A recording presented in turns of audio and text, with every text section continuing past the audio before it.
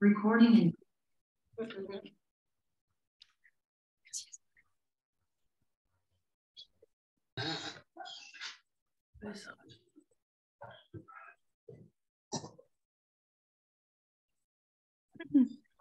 Alors, le VIH, donc le virus de l'immunodéficience humaine, c'est une infection qui est transmise donc, par les voies sexuelles et sanguines. Le VIH se caractérise par une réduction progressive du système de défense immunitaire, notamment lorsqu'un certain type de globules blancs, les lymphocytes T4, diminuent.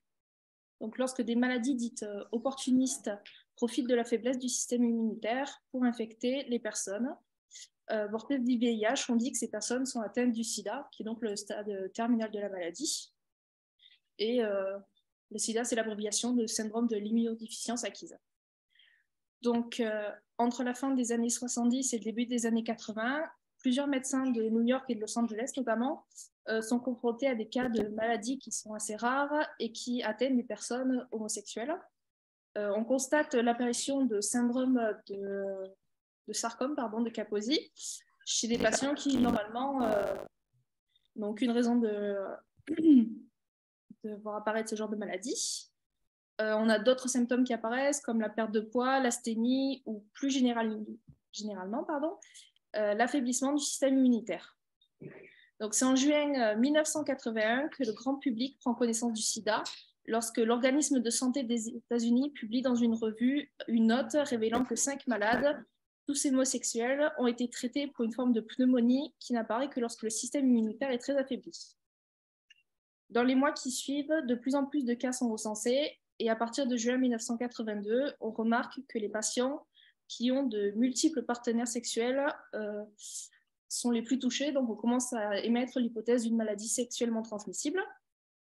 Par contre, on se rend assez rapidement compte en fait, que d'autres communautés sont touchées par ce virus, comme les toxicomanes, les personnes souffrant d'hémophilie, donc c'est une maladie qui empêche la coagulation du sang, ou encore les haïtiens. Une forme d'hystérie générale. Une forme d'hystérie générale s'installe, les termes cancer gay ou encore maladie des 4 H vont se répandre. Le mode de contamination n'étant pas bien défini, ces communautés sont stigmatisées et font face au rejet et à la peur qu'inspire cette nouvelle maladie qu'on ne connaît pas vraiment. C'est en juillet 82 que la CDC rebaptise cette maladie SIDA.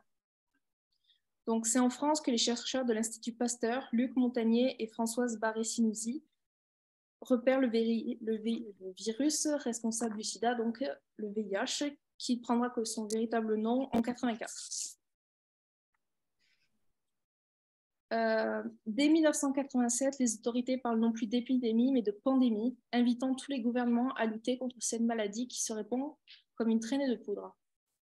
Malgré l'isolation du VIH, l'incertitude règne, les moyens de contamination ne sont pas encore clairement établis, les traitements sont inefficaces et surtout la gestion de l'épidémie est au point mort.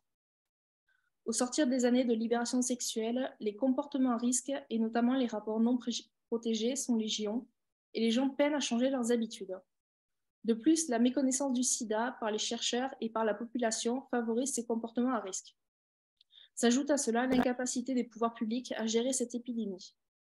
En témoignent les différents scandales liés au sang contaminé, que ce soit aux États-Unis, au Mexique, en Europe ou encore en Inde. Si aujourd'hui le sida semble être comme un bruit de fond auquel nous nous serions presque habitués, il n'en est pas de même pour l'époque où il est apparu. En effet, la peur panique qu'inspirait le sida a entraîné une foule de discriminations envers des personnes qui étaient déjà souvent montrées du doigt par la société. Car lorsqu'une personne se retrouvait contaminée dans les années 80-90, non seulement elle devait faire face à la certitude de mourir dans la décennie qui suivait, mais également à la sérophobie et à un rejet très brutal de la société. Le terme de cancer gay, le fait que les homosexuels et les héroïnomanes soient tenus pour responsables de cette épidémie, la pensée selon laquelle le sida était un châtiment divin qui ne pouvait pas se transmettre aux hétérosexuels, a contribué à créer un climat d'ostracisation de certaines minorités. Une véritable chasse aux sorcières est lancée. Ainsi, en France, des hommes politiques souhaitent créer un fichier d'identification des personnes séropositives. Mais le projet a finalement été refusé par le Conseil national du sida. Les personnes atteintes font face aux préjugés de mauvaise vie, de perversion sexuelle ou encore de multiples partenaires sexuels qui semblent être l'adage des victimes du sida. L'Église, qui prohibe l'usage du préservatif, pourtant seul véritable moyen de lutter contre le sida, se retrouve prise entre deux feux, avec d'une part l'importance de l'épidémie qui ne cesse de s'accroître et sa volonté tenace à rejeter ce qu'elle nomme toute forme de contrôle artificiel des naissances. Pour elle, le meilleur moyen de lutter contre l'épidémie serait l'abstinence ou la fidélité, ce qui dans la réalité n'est pas vraiment efficace. Chez certains religieux, le spectre du châtiment divin rôde autour de cette maladie. Ainsi, en 1983, un pasteur à Dallas au Texas se fonde de véritables prêches sur le sujet. Vivre selon les préceptes de Dieu conduira notre nation à la grandeur. Violer les préceptes de Dieu conduira notre nation à la honte. Les États-Unis vivent actuellement une période d'expiation. Nous récoltons la tempête des vents d'immoralité que nous avons semée durant les années 1960 et 1970. 2 décennies de ruine morale. On nous parle beaucoup du sida, la peste gay qui s'étend sur notre pays. On ne se moque pas de Dieu. En 1984, la société reste encore sourde à la sonnette d'alarme tirée par le monde médical. On continue à penser que cette maladie ne touche que les marginaux. La peur s'installe dans les hôpitaux où le personnel est terrifié à l'idée de s'occuper des malades et de contracter à leur tour le virus. Pourtant, les hôpitaux continuent de se remplir de toujours plus de personnes infectées. Des associations sont créées afin de pallier au manque de réactivité du gouvernement qui semble sous-estimer la dangerosité du virus. La communauté homosexuelle, qui est la première touchée en France, est dans un total déni de la gravité, voire même de la réalité de l'épidémie durant les premières années suivant la découverte du VIH. Toutefois, elle va rapidement s'organiser, notamment à l'aide d'associations telles que AIDS ou ACT UP Paris, qui fourniront un important travail d'accueil et de soutien aux malades, et surtout un travail de prévention indispensable à l'enrayement du virus. En 1986, Michelle Barzach est nommée ministre de la Santé. Elle prend alors 2 mesures fondamentales. La première permet la vente en libre accès de seringues afin de limiter la transmission du virus chez les toxicomanes. La seconde développe la publicité sur le préservatif, seule arme vraiment efficace contre le sida. Toutefois, ces mesures vont se heurter à de violentes résistances de l'opposition, notamment du Front National. Une lueur d'espoir semble apparaître à la fin des années 80 avec un réveil lent de la société qui semble prendre conscience de l'ampleur de la catastrophe. Mais cette étincelle sera de courte durée. À partir de 1987, l'AZT, un médicament antirétroviral qui apparaît comme une solution très prometteuse, devient le traitement le plus répandu pour lutter contre le VIH. Mais finalement, son efficacité va s'avérer décevante auprès des soignants et des malades qui ne peuvent que constater son inefficacité et ses effets secondaires insoutenables pour les malades. De plus, son prix est très élevé, provoquant la colère des patients et des associations de lutte contre le sida qui mèneront plusieurs actions, notamment contre la bourse de New York, pour faire baisser son prix. Le début des années 90 est marqué par une véritable hécatombe. La mort plane partout sur les malades, les hôpitaux peinent à tenir le rythme et se transforment peu à peu en mouroirs. En France, l'affaire du sang contaminé est la preuve la plus marquante du manque de gestion de l'épidémie. C'est en 1991 que cette affaire est révélée dans les médias, lorsqu'il est établi que le Centre national de transfusion sanguine a distribué en tout état de cause des poches de sang contaminées à des hémophiles entre 1984 et 1985. Et ce, principalement pour des causes financières.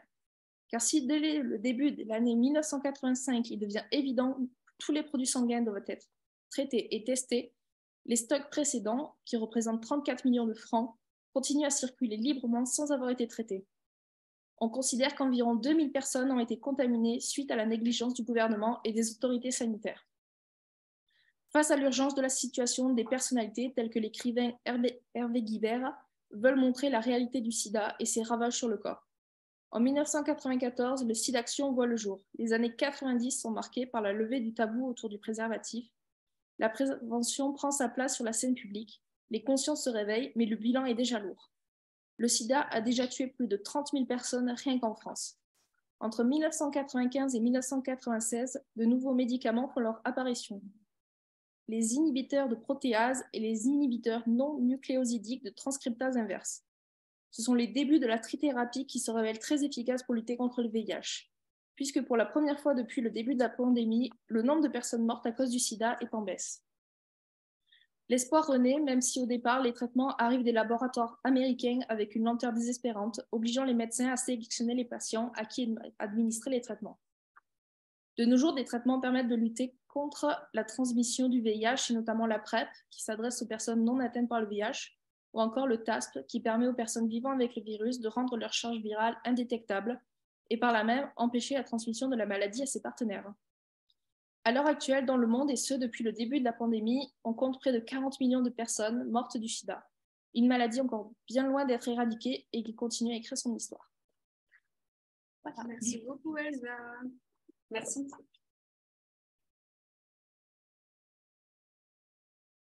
C'était une introduction donc, offerte par Elsa, qui est étudiante en histoire et qui est en service civique à la paroisse Saint-Guillaume en ce moment.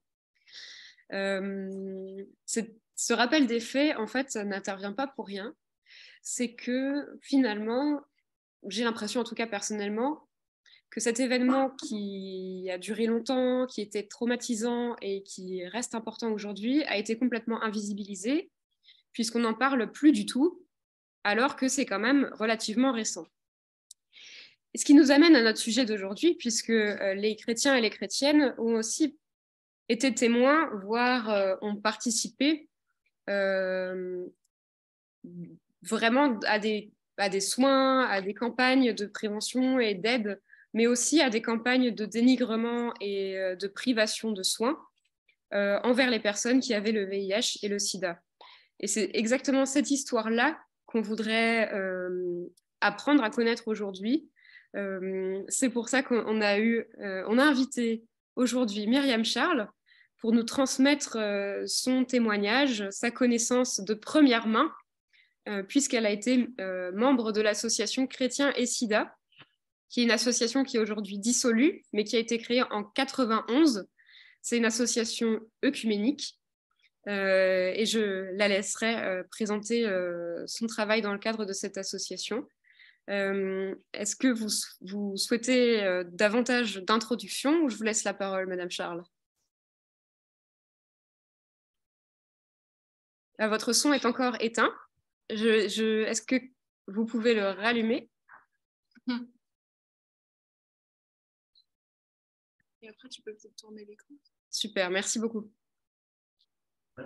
Bon, alors je voulais quand même vous dire bonsoir et vous dire un grand merci pour votre invitation, parce que c'est un plaisir et aussi un sujet de reconnaissance pour moi de pouvoir partager avec vous et vécu quelques tranches de vie à la fois personnelles et sociétales. Est-ce que vous m'entendez là? Très bien. Le son est revenu. Très bien. Bon. Alors, je salue au passage votre initiative de vous intéresser à une période qui doit paraître à certains et certaines un temps préhistorique. Vous m'avez fait souffrir en me forçant à me replonger dans des souvenirs qui étaient à la fois passionnants et douloureux pour moi. Je vais donc me venger en vous imposant mon parcours du combattant, parce qu'il faut quand même bien, même si Elsa a vraiment récapitulé un maximum d'informations, mais il faut que je vous parle un petit peu du contexte dans lequel j'ai vécu cette période. Et vous pourrez me mettre après sur le grill pour d'autres questions. Je ne suis pas une historienne, ni de l'Église, ni du sida, mais j'ai été propulsée dans ce monde professionnellement puis bénévolement pendant quelques années, et ça a été pour moi plus qu'une université. Pour me situer, je peux vous dire que j'ai épousé un homme particulièrement exceptionnel, ça va de soi bien sûr, et pasteur de surcroît, ce qui m'a entraîné dans un certain nombre de choix professionnels et bénévoles. Bernard, mon mari, il est mort depuis une dizaine d'années, et avant d'entreprendre ses études de théologie, il était enseignant en anglais. L'Église réformée de l'époque lui a donc demandé de mettre son expérience pédagogique au service des UCJG, les Unions chrétiennes de jeunes gens, pour l'animation et la formation des jeunes. Nous avons ainsi connu un certain nombre de régions et de services au sein des UCJG, puis pour Bernard, la coordination nationale du mouvement, et pour moi, la responsabilité de la revue trimestrielle de l'association, ce qui nous a fait revenir à Paris, où le sida avait certainement plus de visibilité qu'en province.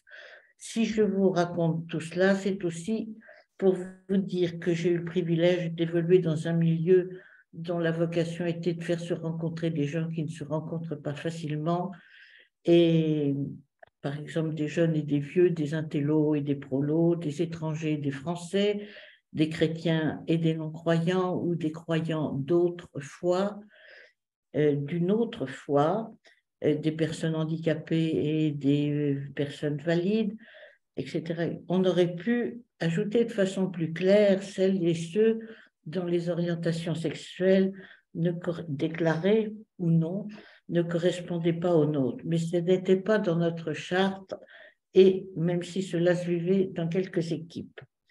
Alors, l'historienne de service nous a entraînés dans un survol de l'épidémie du sida, pour ma part parodiant la célèbre chanson de Charles Aznavour. Je vais partager maintenant quelques souvenirs d'un temps. C'est tout, quoi? C'est la référence à Aznavour. Que les moins de 40 ans, essayer de rester dans les grandes étapes de ma perception de l'épidémie. Le choc de la découverte, la prise de conscience et le changement de regard auquel j'ai été amenée, les paradoxes de la maladie, le fait social total qu'elle a représenté et ce qu'elle a révélé, les interprétations qu'elle a provoquées, les besoins qu'elle a suscités. Troisièmement, les nombreux défis pour la société en général et pour les chrétiens en particulier. Et puis un petit moment sur chrétiens et sida. Vous le saviez ou vous l'avez découvert avec le rappel historique qui vient d'en être fait, avec quelle rapidité le sida a fait irruption puis s'est installé dans le monde. Mais ma prise de conscience à moi a été bien plus lente. Entre les années 80 et 83, quelques informations commençaient à circuler sur cette maladie touchant des marginaux aux États-Unis d'Amérique. Dans mon milieu, ça n'était pas vraiment une question préoccupante. Il y avait bien eu officiellement la première mort d'overdose d'un jeune dans une cabine téléphonique à Bandol en 1960, mais là encore, si triste que cela ait pu paraître, c'est marginal qui paraissait assez exceptionnel pour faire la une des journaux. Alors le choc pour moi, je devrais dire pré-électrochoc, ce fut le chiffre découvert en 1989 de ce qui était devenu une épidémie. Il y avait alors pas loin de 10 000 cas de sida recensés en France. Moi, j'en étais restée aux 138 cas déclarés en 1983 et tellement bien cantonnés dans des réseaux de personnes à comportement marginal, toujours, ou suicidaire, que cela me servait d'explication. Et puis un jour, pourtant, la maladie a commencé à prendre le visage de jeunes que nous connaissons. Nous avons appris la mort d'un jeune, puis d'un autre, puis de moins jeunes, puis de quelques autres que nous avions accueillis dans des programmes ou avec lesquels nous avions collaboré. Nous avons appris la maladie d'amis, puis d'amis personnels, mais rarement d'ailleurs avec le vrai nom du mal dont ils souffraient. Alors j'ai voulu en savoir plus sur cette maladie pour tenter d'en mettre quelques réflexions à travers la revue pour laquelle je travaillais. Et je ne pouvais pas imaginer dans quelles aventures cela allait m'entraîner. Avant tout, c'est à un changement de regard que j'ai été amenée. À cette époque, un de nos fils est mort en quelques semaines d'une sarcoïdose, maladie touchant aussi aux défenses immunitaires. Et je me suis surprise à parler de sa disparition en précisant presque qu'il n'était pas mort du sida, pour bien nous démarquer, comme pour ne pas salir sa mémoire. J'ai alors réalisé qu'il était temps que j'interroge un peu mieux les représentations que je m'étais forgées sur le sida et sur ceux qui en étaient atteints, et que sans doute inconsciemment je devais véhiculer. j'ai compris qu'il fallait que j'approfondisse ce que je venais de vivre, de découvrir en moi, de mes valeurs du monde dans lequel j'étais, et toutes ces questions autour de la vie, de la mort, de ma foi aussi. J'avais jusqu'à présent laissé le monde venir à moi, mais quel monde? Et je n'étais pas vraiment sortie de l'entre-soi si riche qu'il ait pu être. Nos 4 enfants et l'engrenage d'un travail de militant à plein temps n'étaient certainement pas la seule raison.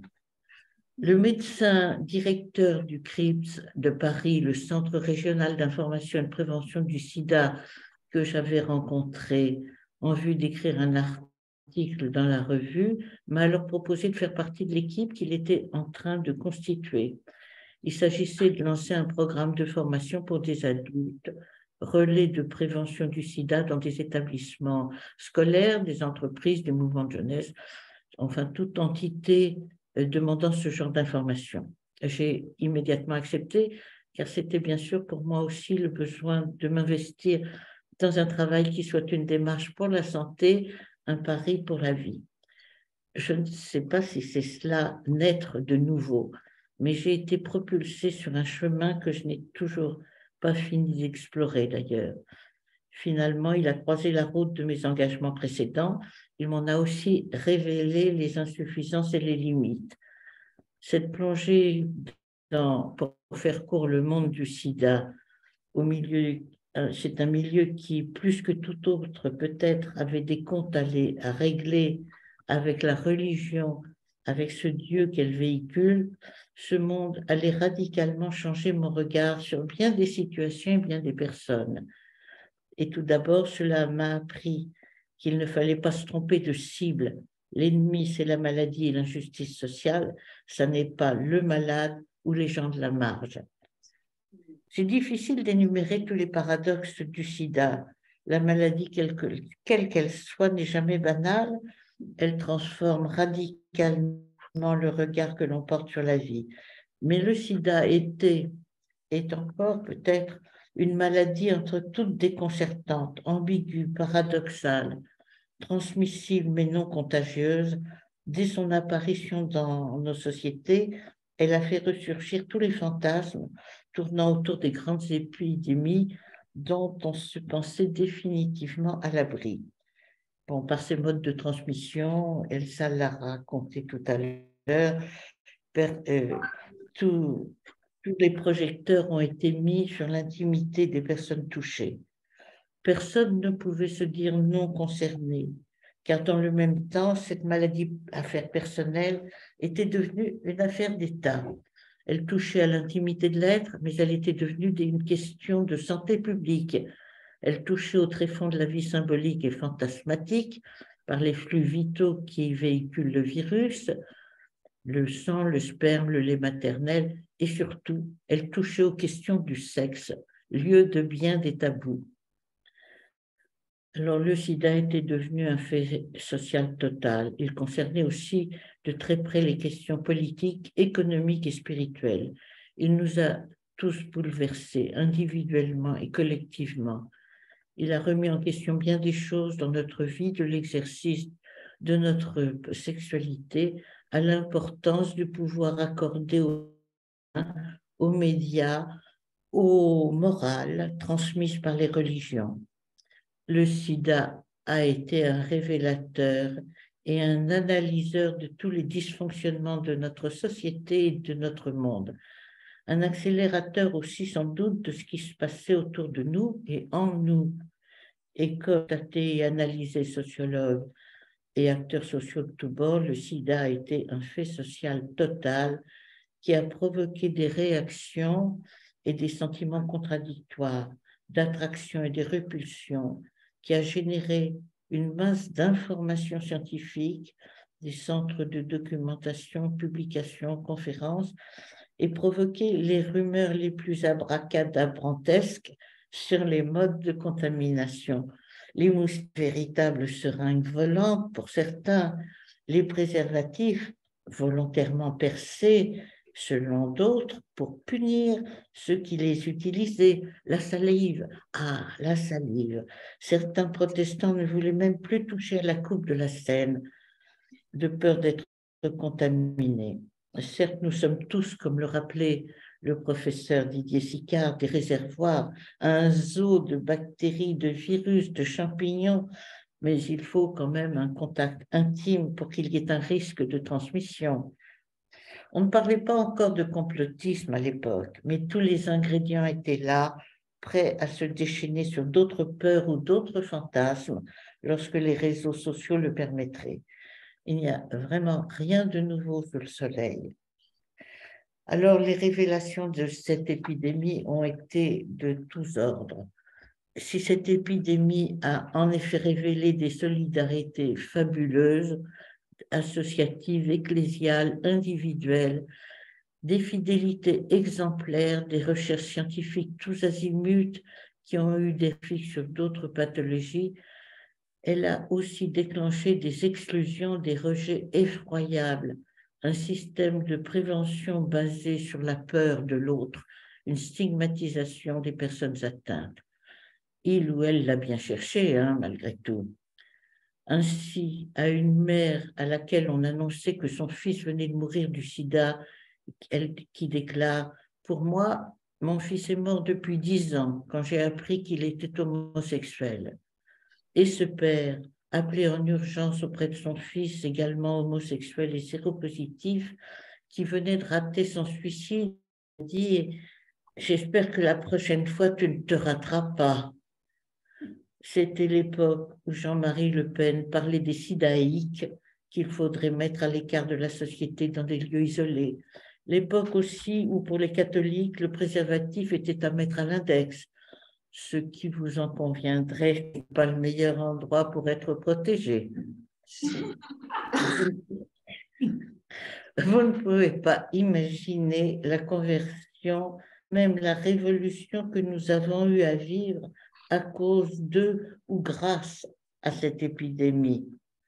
Mais le sida ne faisait pas que réactiver de vieux fantasmes. Il risquait de les faire passer pour un souci de santé publique, peur de l'autre, stigmatisation de la différence, politique de prévention de l'autre, bien sûr, de mise à l'écart, sans compter la peur qui s'instaurait dans les relations les plus intimes, où la confiance n'était plus de mise.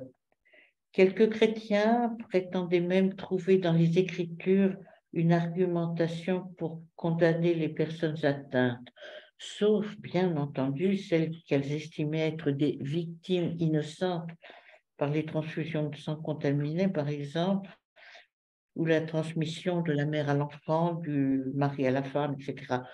À ce sujet, en Afrique, le meilleur moyen de devenir séropositif pour une jeune fille était de se marier. 24% des catholiques interrogés en 1994 estimaient que le sida était un châtiment de Dieu. Je n'ai pas eu de connaissance de sondages faits dans le monde protestant ou dans le grand public, mais sans doute aurions-nous eu quelques surprises. Il y a d'ailleurs un petit pamphlet que j'ai envoyé à Clémence. Je ne sais pas si elle a eu le temps de le voir ou de le lire, mais elle pourra vous faire circuler après sur la position de certains évangéliques américains par rapport aux Écritures. L'interminable débat entre Job et ses amis, entre Jésus et les pharisiens, reste d'une actualité saisissante. Alors ambigu et paradoxal, le sida nous a obligés à sortir de nos certitudes, à les interroger personnellement et collectivement dans une société qui, depuis mai 68, était en pleine mutation, avec entre autres la civilisation du loisir et l'exode des vacances devenant de plus en plus individuel, la libération de la sexualité avec la maîtrise de la contraception et cette liberté nouvelle pour chacun, plutôt d'ailleurs pour chacune, etc., etc. La société changeait, mais nous, pour nous, les travailleurs sociaux, les éducateurs, les chrétiens, laïcs, les théologiens, les institutions ecclésiales, qu'en était-il? l'éclatement des cadres et des repères sociaux et familiaux avait laissé tout le monde quelque peu démuni et dans une grande précarité spirituelle. Le sida a donc fait irruption dans cette précarité à la fois économique et spirituelle, aussi bien celle des jeunes que celle de leurs parents, personne ne sachant plus trop bien à quel sein se vouer. Alors le monde du sida va nous interroger, nous provoquer à sortir de nos zones de confort. SIDA, syndrome d'immunodéficience acquise, ce petit sigle de 4 lettres capitales séparées par un point, était devenu en un rien de temps un nom presque commun. Pour certains, ces 4 petites lettres signifiaient automatiquement sanction inévitable de la normale, alors que pour d'autres, c'était devenu soyez inquiets des autres. Je commençais donc en 89 cette découverte des bouleversements causés, révélés ou accélérés dans notre société par le sida. Maladie de la vie, et que ce soit au moment de la transmission ou dans sa réparation avec le scandale des transfusions de sang contaminé, ou encore dans sa tentative de la transformer ou de la fuir par l'usage de drogue, par voie intraveineuse, mais aussi à cause de la prostitution à laquelle les toxicomanes étaient amenés à recourir du fait de leur dépendance. Et cela m'a plongée dans de nouvelles exclusions, de nouvelles détresses, car le sida, en plus de la mort assurée à court terme, c'était aussi l'engrenage implacable du jugement et de l'exclusion qu'il entraînait.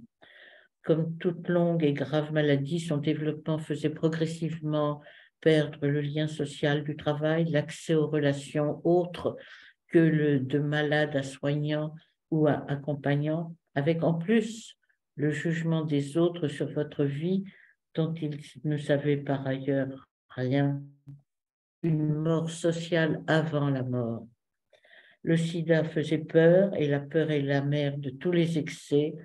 Alors très vite, des associations, des réseaux se sont constitués, mobilisés, car oui, le sida faisait peur à présent à tout le monde, même à ceux qui n'avaient aucune raison de se croire à risque.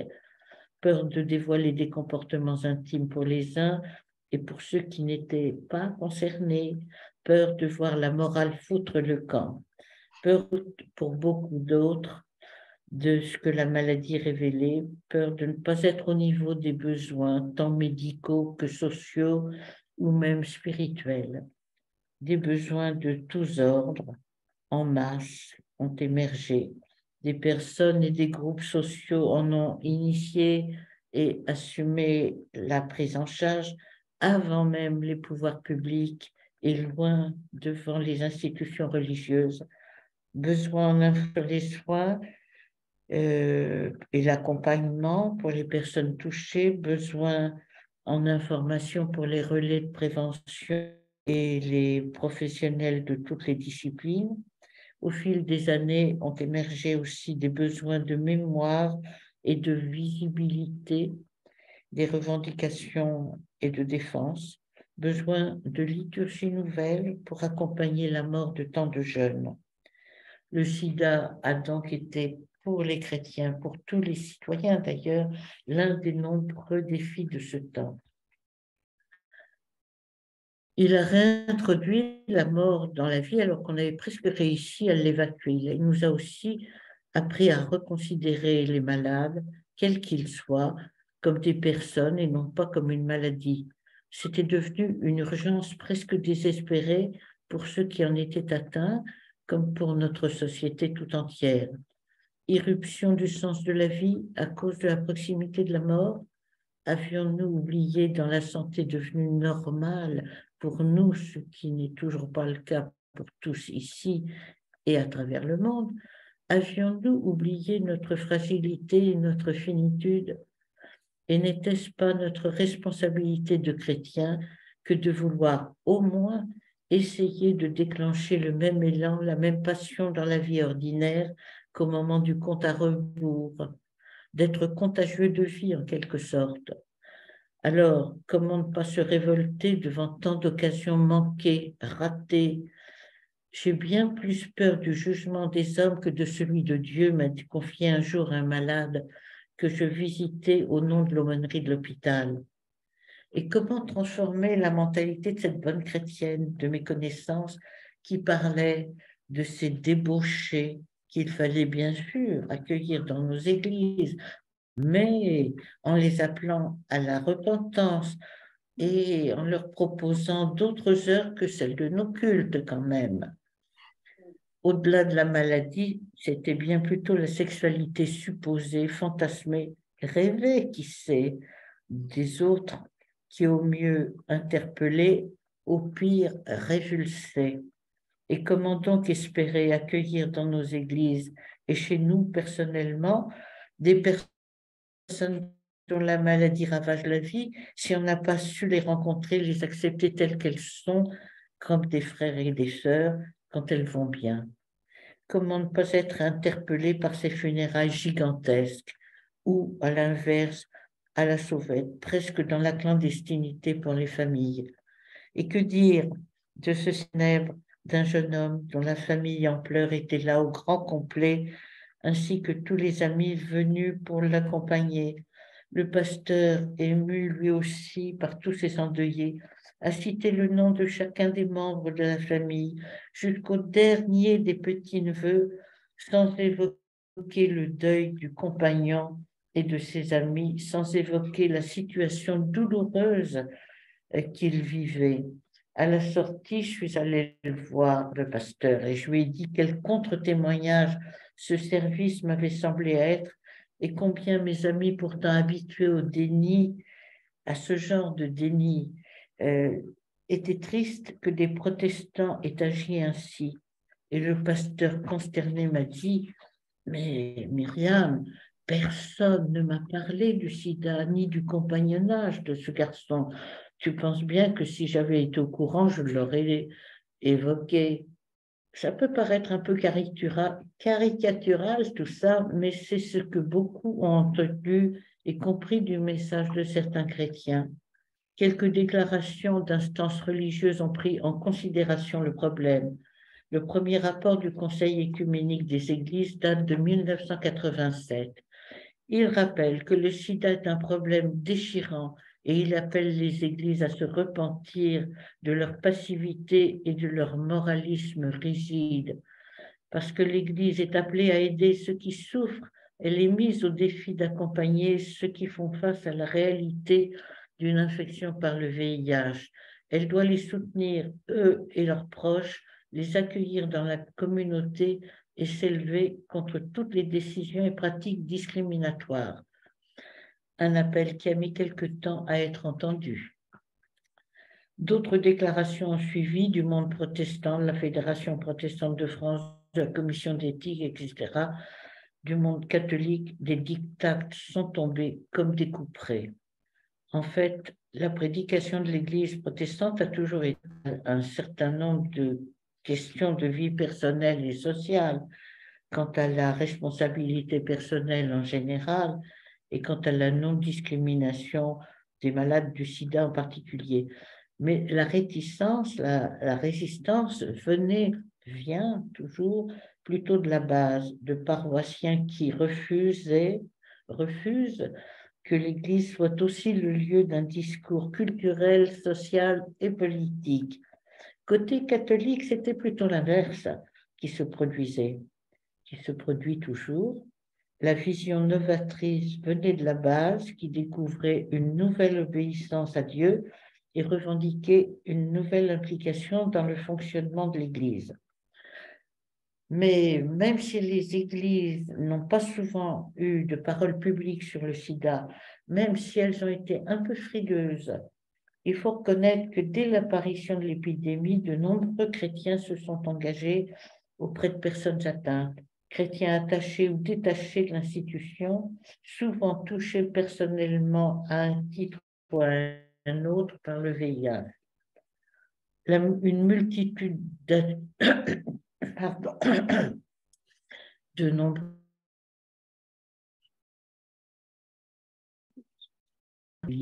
Une multitude d'autres associations se sont ensuite constituées en France et dans le monde, associations d'accompagnement psychologique, social, juridique, d'information, de loisirs, d'écoute, d'orientation, mais curieusement, aucune ne tenant compte d'une attente spirituelle.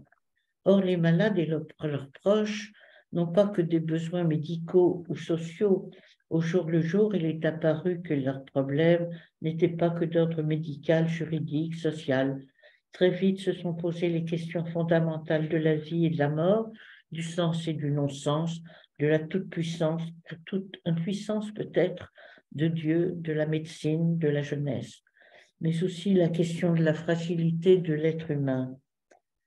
À force de se rencontrer dans des colloques, des réunions ou auprès de malades, nous avons échangé à quelques-uns nos questionnements et nos propres attentes.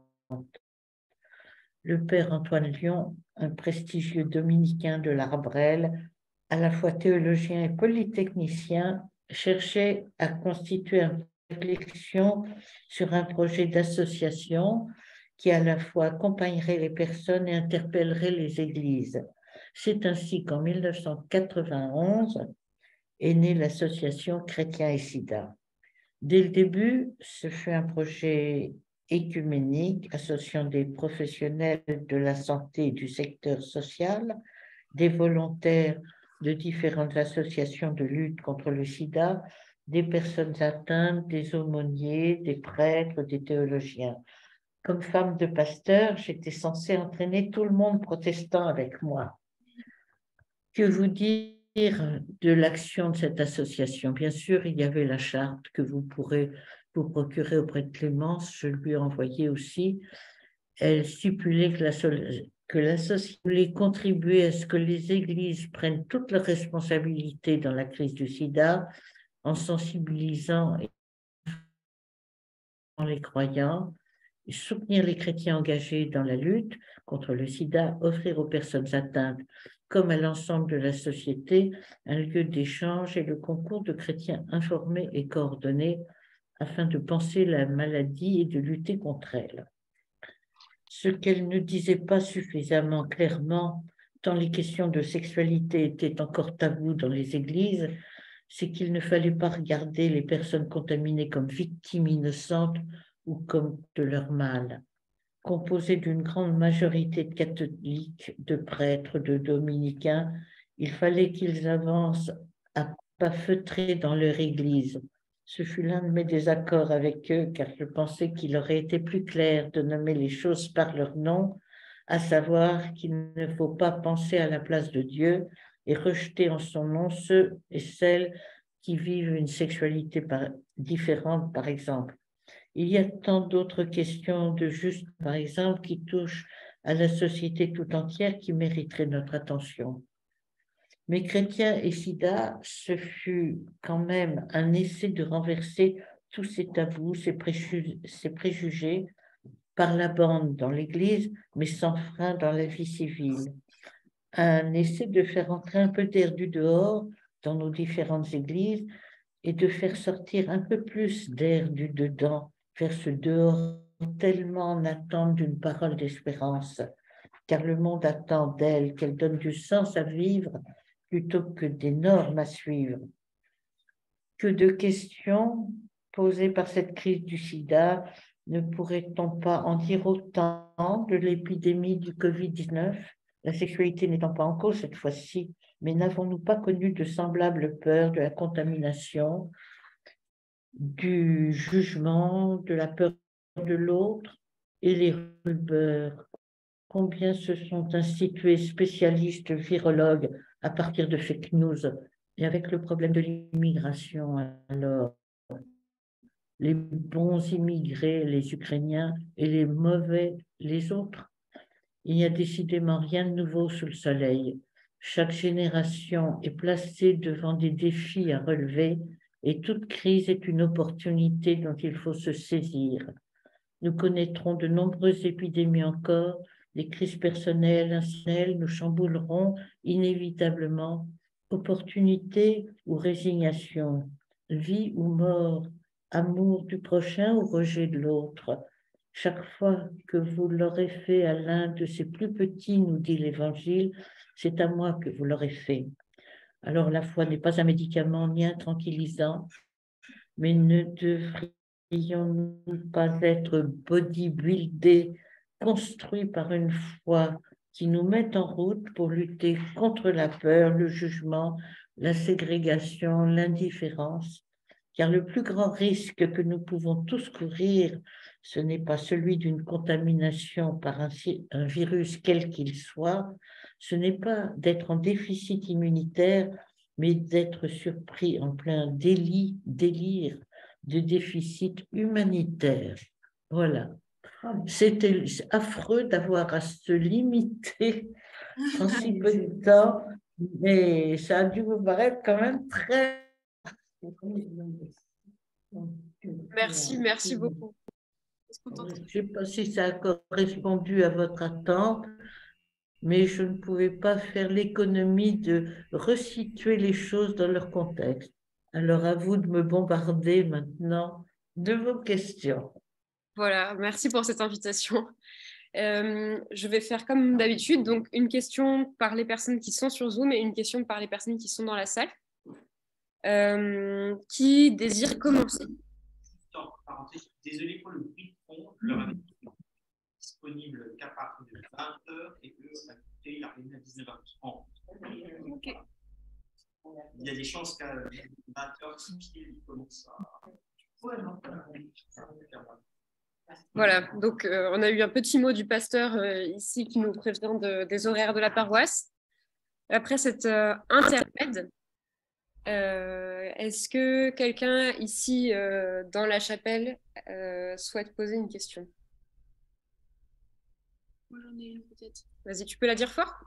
Où je me mets là? Bonsoir. Moi j'avais une question qui était est-ce que vous arriviez peut-être à expliquer pourquoi moi je suis née en 96 et moi on m'a jamais parlé du sida avant que j'ai 24 ans, donc ça fait 2 ans, comme quelque chose qu'on pouvait encore avoir aujourd'hui. Est-ce que vous pouvez expliquer comment ça se fait qu'on est passé de c'était partout à on n'en parle plus à nos enfants et ils ne grandissent pas en sachant que c'est... Et oui, dès que les choses se banalisent un peu, on passe à autre chose. D'ailleurs, on est dans une société où on passe d'une urgence à une autre. Et c'est vrai que maintenant que les trithérapies ont permis quand même de canaliser cette maladie, on n'en guérit pas forcément et tous n'arrivent pas à supporter cette trithérapie qui est très très lourde.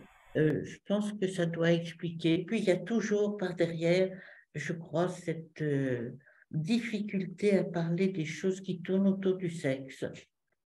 Ouais. Parce que la transmission par voie intraveineuse, évidemment, ça reste quand même avec la toxicomanie, oui. Mais je ne sais pas, ça dépend peut-être aussi des personnes qui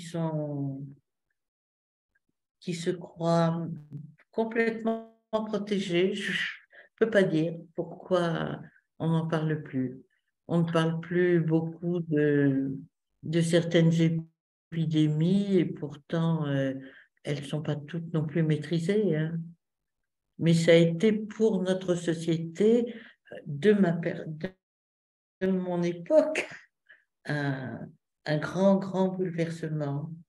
Pour moi, en tout cas, ça a été énorme parce que je suis comme tout le monde, j'avais mes préjugés et j'ai découvert que tous les êtres humains se valaient et méritaient d'être rencontrés tels qu'ils étaient. Merci pour cette réponse. Alors, c'est pas une réponse, c'est pas de... Bon, le but, c'est pas d'avoir une vérité définitive, hein, c'est d'avancer ensemble en discutant. On a une question sur Zoom de Valérie qui vous demande quelle a été votre déception principale parmi vos pairs chrétiens et chrétiennes par rapport aux malades.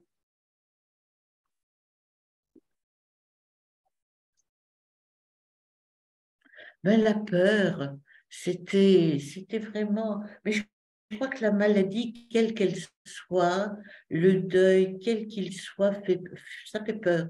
Donc, il y a toujours cette énorme surprise de découvrir que non seulement on est malade ou on est endeuillé, mais en plus on est isolé. Je crois qu'il faut avoir la chance d'être dans un réseau d'église ou d'amitié, et ça peut être les deux d'ailleurs en même temps, pour être entouré de gens qui participent vraiment, qui communient vraiment à ce qu'on est en train de vivre. Mais moi, ça a été ma grande surprise de voir que non seulement les gens étaient touchés par la maladie, qu'ils avaient des peurs affreuses au niveau de leur faim et que dans le fond, ils ne pouvaient pas en parler beaucoup autour d'eux. Alors, la prochaine question est pour Edith, non? Alors, Edith voudrait apporter une précision. Tu veux parler fort? D'être aumônier il y a 25 ans auprès de personnes atteintes du sida. Et c'est vrai qu'elles étaient vraiment, on en avait peur. Elles étaient stigmatisées. Mais ensuite, dans mon ministère d'aumônier, j'ai aussi rencontré beaucoup de femmes africaines qui n'avaient pas eu de relations sexuelles multiples et qui avaient été contaminées par des transfusions ou par autre chose. Ce n'est pas négligeable. Est-ce que vous avez entendu?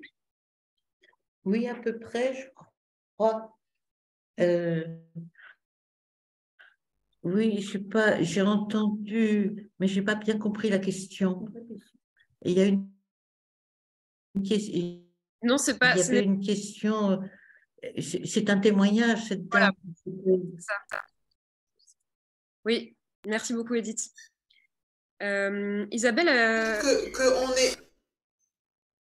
Oui, en fait, je vois les réactions différentes selon les âges qu'on a. Si on a vécu cette période du sida ou pas, je regardais les réactions. Rien que sur le Zoom, là, on n'avait pas les mêmes réactions. Moi, je pourrais aussi témoigner en 88-89, je travaillais en hospitalisation à domicile. Et j'ai un souvenir qui ne me quittera jamais. Moi, j'avais 21-22 ans, et on m'a envoyé m'occuper d'un malade du sida. Donc, je suis arrivée, j'ai parlé avec lui, j'ai fait ce que j'avais à faire, et puis au moment où je repartais pour lui dire au revoir, je lui ai tendu la main pour lui serrer la main. Et il a marqué un temps d'arrêt. Et puis il m'a tendu la main pour me serrer la main. Je suis sortie, je me suis dit, mon Dieu, ça veut dire que personne ne le touche. Eh oui. Personne ne le touche. Eh oui. Et ça, je n'oublierai jamais ce moment-là d'hésitation. Et le regard qu'il a eu à ce moment-là. Vraiment. Mais je crois qu'on a tous vécu, toutes et tous vécu des choses comme ça à cette époque, hein, je pense. Oui. Tout à fait. Mais c'était difficile au début de se défendre de ce réflexe de peur. Moi, je me suis vue laver soigneusement des verres après avoir déjeuné avec des copains qui étaient séropositifs ou qui avaient déjà le sida. Et puis, on était là en train de faire la vaisselle, et puis moi, je lavais soigneusement mes verres, et j'ai senti que j'avais fait vraiment quelque chose de cruel. Voilà, je n'oublierai jamais. Oui, Isabelle suggère que c'était de la désinformation, effectivement. Oui, il y avait beaucoup de désinformation. Alors, Quand si dans on la salle... n'était pas plongé dans...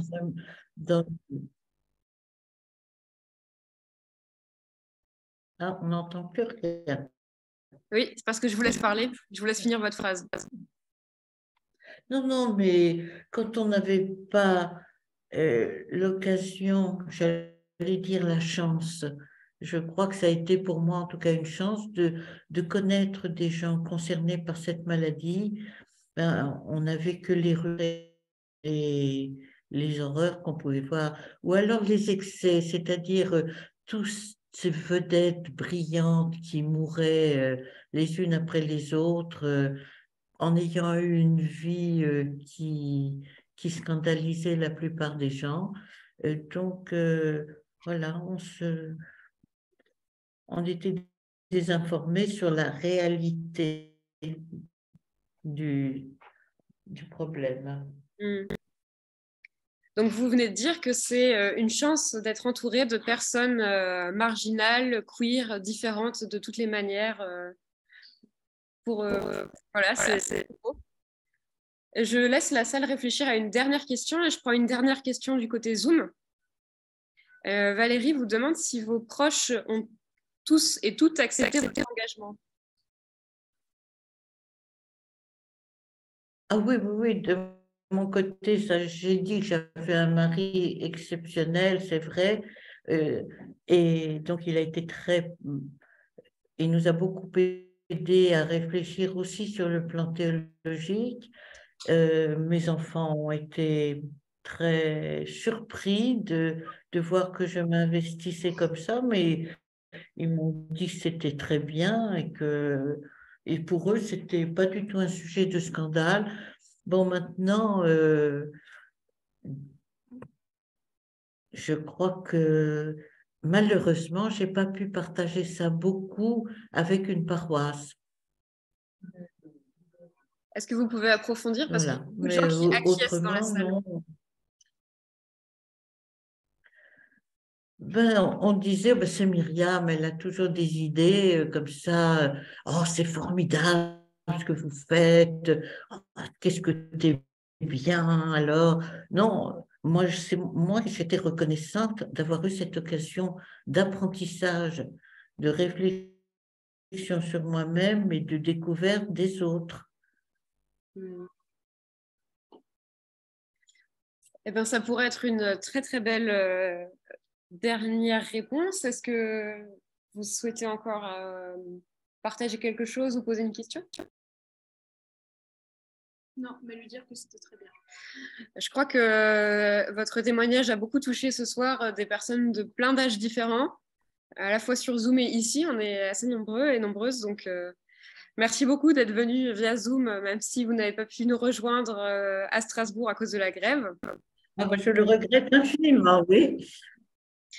Mais j'espère que c'est le début de plus de rencontres et de plus de discussions et de partage et de transmission aussi Eh de bien, écoutez. tous ces savoirs que vous avez acquis au contact de personnes malades et de personnes des marges. Je ne sais pas si c'est un savoir, mais c'est une nouvelle humanité. Voilà. Merci En beaucoup. tout cas, merci de m'avoir invité. Merci à vous. Merci aux personnes qui vous hébergent et vous aident à utiliser le lien Zoom. Hélène et Gilles ont été ma sécurité technique et fraternelle. Merci à eux. Et merci à toutes les personnes qui nous... Alors, au revoir. Bonne soirée. Merci à vous pour votre patience parce que j'ai eu l'impression d'être un peu longue. Mais bon. C'était vraiment exceptionnel. Merci beaucoup. Au revoir à toutes et à tous. Au revoir.